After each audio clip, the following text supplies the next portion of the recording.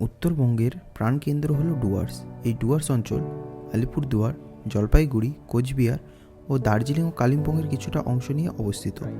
আমাদের এই ডুয়ার্সে ঘোরার জায়গার কিন্তু কোনো অভাব নেই। রয়েছে বেশ কিছু কিছু ছোট ছোট পাহাড়ি অঞ্চল, সুন্দর সুন্দর চা বাগান, রয়েছে বেশ কিছু পাহাড়ি নদী। এই ডুয়ার্সের বিশিষ্ট ভ্রমণ কেন্দ্রগুলিকে নিয়ে তৈরি আমাদের ডুয়ার্স ট্রাভেল সিরিজ। আজকে ডুয়ার্স ট্রাভেল সিরিজের প্রথম পর্বে আমরা যাচ্ছি ভুটান পাহাড়ের খুব কাছাকাছি একটি সুন্দর গ্রাম লঙ্কাপাড়া। তো বন্ধুরা, চলো তাহলে যাওয়া যাক লঙ্কাপাড়া।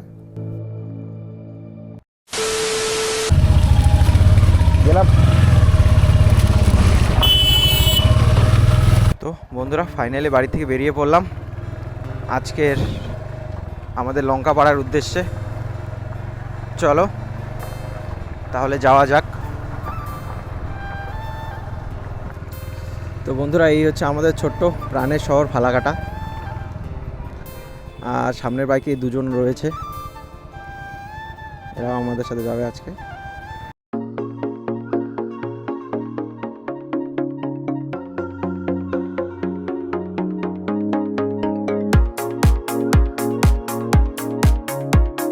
আজ মোটামুটি 1 বছর পর যাচ্ছি এই রাস্তা দিয়ে।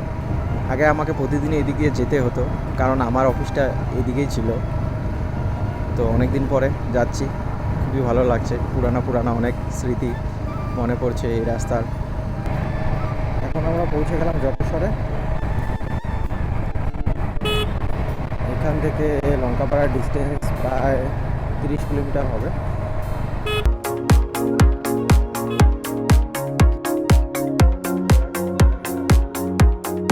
ফালাকাটা বা কোচবিহার থেকে লঙ্কাপাড়া যাওয়ার মোট দুটো রাস্তা রয়েছে। এক তোমার বীরপাড়া হয়ে, অথবা না হলে তোমাকে যেতে হবে মাদারি হয়ে। তো আমরা আজকে যাচ্ছি বীরপাড়া হয়ে, কারণ এদিক দিয়ে গেলে ভিউটা খুব ভালো দেখা যায়। আর ফেরার পথে মাদারি হয়ে আসবে। তো চলে আসলাম এই রাস্তার সৌন্দর্যর প্রথম অধ্যায়ে। দেখতেই পারছো দুদিকে চায়ের বাগান। বন্ধুরা, এই সুন্দর চা বাগানটির নাম হচ্ছে দলগাঁও টি স্টেট, দলগাঁও চা বাগান। ফালাকাটা থেকে লঙ্কাপাড়ার রাস্তাটা মাদারি হয়ে গেলে খুব শর্ট হয়, যদিও বীরপাড়া দিয়ে বীরপাড়ার এদিক দিয়ে আসার মেন কারণ হচ্ছে এই ভিউগুলোর জন্যই। আর মাদারি দিয়ে গেলে রাস্তাটা খুবই শর্ট, কিন্তু ওদিকে অত একটা ভিউ পাওয়া যায় না। আর এদিকে আসলে সুন্দর সুন্দর চা বাগানের ভিউ, প্লাস আর একটু গেলে পাহাড়ের খুব সুন্দর ভিউ দেখতে পাওয়া যাবে।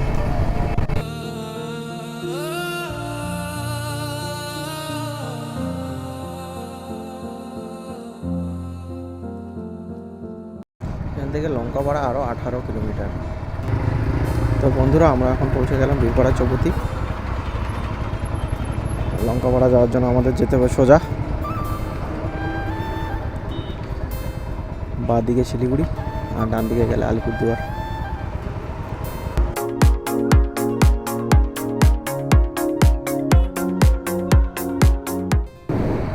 ও, চা বাগানটা দেখতে কিন্তু খুবই সুন্দর লাগছে বন্ধুরা।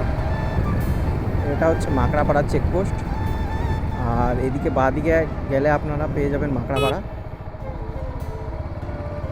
এদিকে আপনারা ইচ্ছা করলে মাকড়াপাড়া ঘুরে তারপর লঙ্কাপাড়া অবশ্যই যেতে পারেন।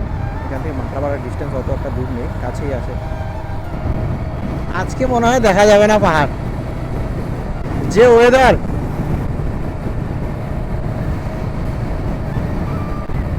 বন্ধুরা, ব্যাড লাক, আজকে মনে হচ্ছে না পাহাড় খুব একটা ভালো দেখা যাবে, কারণ আজকের ওয়েদারটা একদম ফগি ওয়েদার। আমার মতে ডুয়ার্সে ঘোরার জন্য আইডিয়ালি বেস্ট টাইম হচ্ছে মনসুনের সময়, কারণ এই সময় চারপাশের পরিবেশটা এতটাই সুন্দর লাগে না, একদম সবুজে সবুজ, একদম মন ভরে যায়। বন্ধুরা, সামনে হালকা হালকা একদম পাহাড় দেখা যাচ্ছে। আজকে একদম প্রচুর মেঘ, প্রচুর ক্লাউডি ওয়েদার। না হলে এখান থেকে খুব সুন্দর ভিউ দেখা যায়, খুব সুন্দর, মানে একদম কি বলবো। আর আজকে দেখাই যাচ্ছে না, জানি না মোবাইলে কতটা দেখা যাচ্ছে। হালকা হালকা একটু পাহাড় ভিজিবল হয় আমরা। বন্ধুরা, এই রাস্তার সব থেকে বেস্ট পার্ট হচ্ছে এই ব্রিজের থেকে ভিউটা দেখো।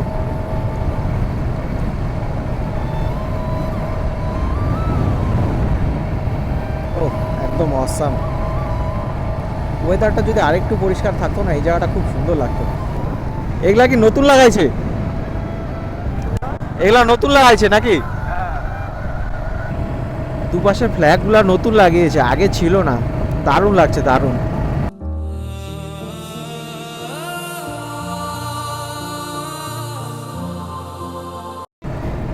মাদারি দিয়ে গেলে এই ভিউটা পেতাম না। এই রোডে আসার মেনলি উদ্দেশ্য ছিল এই ভিউটাই। যদিও আজকে কুয়াশার জন্য, ক্লাউডি ওয়েদারের জন্য খুব ভালো একটা বোঝা যাচ্ছে না। মনসুনের এখানকার ভিউটা খুব দারুণ থাকে, একদম পরিষ্কার স্বচ্ছ। হ্যাঁ, কি কয় দাদা? ভিউটা ক্যাপচার করতে মিস করে ফেলাইলো, মোবাইলে চার্জ ছিল না। আমারটার থেকে দিয়ে দেবনি, আপনা মাল আপনা হতে হয় না। বন্ধুরা, তো চলে আসলাম পাহাড়ের খুব কাছে। এই টার্নিংটা পেরোলেই একদম ভিউ দেখা যাবে। ওয়াও! বাদিকে গেলে ভুটান।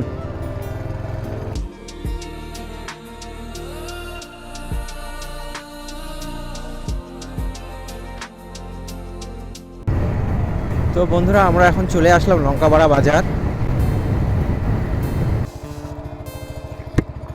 আমরা এখন ঢুকে পড়লাম লঙ্কাপাড়া ভিউ পয়েন্টের রাস্তার উদ্দেশ্যে। এদিক দিয়ে যায় নাকি আবার? হ্যাঁ, এদিকে রাস্তা বানাইছে নাকি? চলো তো যাই এদিক দিয়ে। ওই যে ওই যে ওই যে আগের রাস্তাটা ওই দিক দিয়ে ছিল।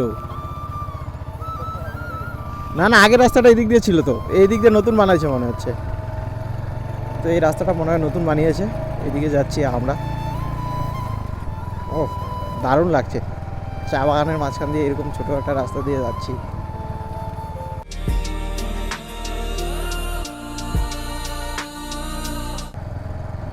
তো বন্ধুরা, ফাইনালি পৌঁছে গেলাম লঙ্কাপাড়া ভিউ পয়েন্টে।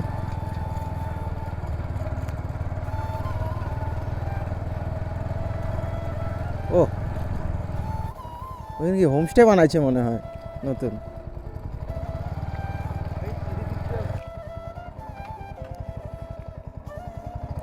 এখানেই রাখি।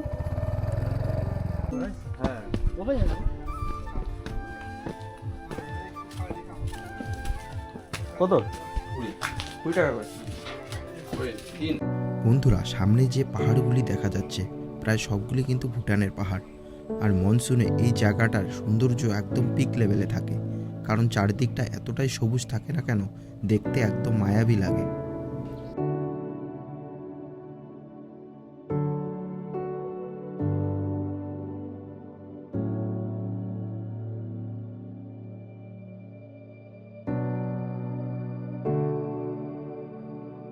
হ্যাঁ বন্ধুরা, আরেকটা জিনিস তো বলাই হয়নি, এখানে মাত্র 50 টাকার বিনিময়ে আপনারা ট্রাই করতে পারেন নেপালিদের ট্রেডিশনাল ড্রেস। আর এই ড্রেস পরে কিন্তু আপনারা ফটোশ্যুট অবশ্যই করতে পারেন। তো বন্ধুরা, আমরা বেরিয়ে পড়লাম লঙ্কাপাড়া থেকে। এখন যাব হান্টাপাড়া, আরেকটি খুব সুন্দর জায়গা। বন্ধুরা, যেহেতু আমরা ফেরার সময় মাদারি হয়ে ফিরবো, তাই আগে ঠিক করে নিয়েছিলাম হান্টাপাড়াতে এসে অজয়দার দোকানে টাইফো খাবো আর এখানে বেশ কিছুটা সময় কাটাবো। আর এখানকার টাইফো কিন্তু খুবই টেস্টি, টেস্ট করতে একদম ভুলবেন না।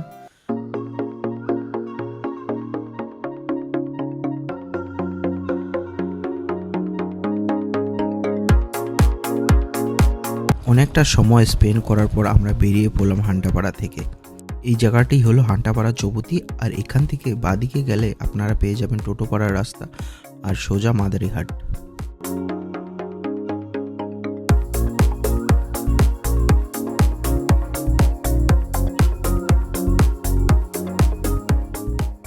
দুই পাশে যদি এরকম গাছ থাকতো সেই লাগে কিন্তু মালগুলা।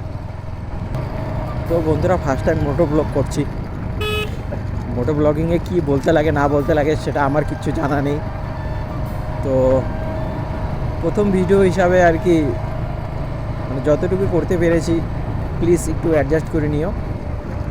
আর কিছু ভুল হয়ে থাকলে আমাকে অবশ্যই ক্ষমা করে দিও।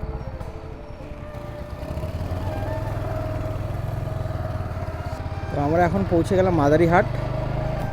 তো বাদিকের ফরেস্টটা হচ্ছে জলদাপাড়া ফরেস্ট, আর জলদাপাড়ায় যদি আপনারা জঙ্গল সাফারি করতে চান তবে আপনাদের সবার আগে আসতে হবে মাদারিহাটে। এখান থেকে আপনাদের জঙ্গল সাফারির জন্য জিপ বুক করতে হবে। তো বন্ধুরা, এই হচ্ছে জলদাপাড়া ন্যাশনাল পার্কের গেট। এদিক দিয়ে তোমাদের জঙ্গল সাফারি করতে হলে এদিক দিয়ে যেতে হবে, মাদারিহাট চৌপতি। আর সোজা গেলে আমরা পেয়ে যাব বীরপাড়া। আর ফালাকাটা, যেহেতু আমরা ফালাকাটা যাব, এর জন্য আমাদের যেতে হবে বাদিকে। তো বন্ধুরা, কেমন লাগলো এই ডুয়ার্স ট্রাভেল সিরিজের প্রথম ভিডিওটি? ভালো লেগে থাকলে লাইক কমেন্ট শেয়ার করতে একদম ভুলবেন না। আর আমার এই ছোট্ট চ্যানেলটিকে সাবস্ক্রাইব করে আমাকে এগিয়ে যেতে সাহায্য করবেন।